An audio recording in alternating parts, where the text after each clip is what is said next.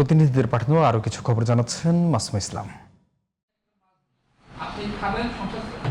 রাজবাড়ী জেলার কালুখালী উপজেলায় প্রান্তিক পেশাজীবীদের জীবনমান উন্নয়নের লক্ষ্যে 10 দিনব্যাপী পেশাভিত্তিক সফট স্কিলস প্রশিক্ষণ কর্মসূচির শুভ উদ্বোধন করা হয়েছে।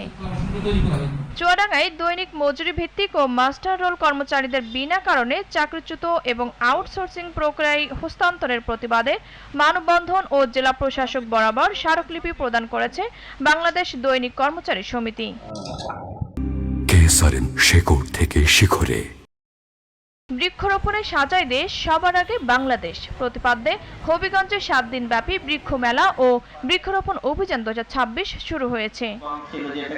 বরিশালে নবনিযুক্ত সিভিল সার্জন ডাক্তার মনিরুজ্জামানের অপসারণের দাবিতে কার্যালয়ের কক্ষে তালা ঝুলে বিক্ষোভ করেছে শিক্ষার্থীরা। নওগাঁয় বাংলাদেশ জাতীয়তাবাদী কৃষক দলের উদ্যোগে দেশব্যাপী একযোগে 8 লাখ বৃক্ষরোপণ কর্মসূচির শুভ উদ্বোধন করা হয়েছে। সাভারের হেমায়েতপুরে একটি কেমিক্যালের গোডাউনে আগুন লাগার ঘটনা ঘটে। খবর পেয়ে ফায়ার সার্ভিসের 2টি ইউনিট ঘটনাস্থলে গিয়ে আগুন নিয়ন্ত্রণে আনে। পটুয়াখালী সদর উপজেলার আউলিয়াপুর ইউনিয়নের খেজুরতলা স্ট্যান্ড এলাকায় 2টি পোষা কুকুরকে পিটিয়ে হত্যার অভিযোগে মামলা হয়েছে। এই ঘটনায় 2 আসামিকে গ্রেপ্তারের আদেশ দিয়েছেন আদালত। নোয়াখালী বিজ্ঞান ও প্রযুক্তি বিশ্ববিদ্যালয়ে ট্রেজারার নিয়োগের দাবিতে মানববন্ধন করেছে শিক্ষার্থীরা। পানি নিষ্কাশনের দাবিতে জামালপুর সদর উপজেলার মেস্টা ইউনিয়নে মানববন্ধন ও বিক্ষোভ মিছিল করেছে ক্ষতিগ্রস্ত কৃষকরা।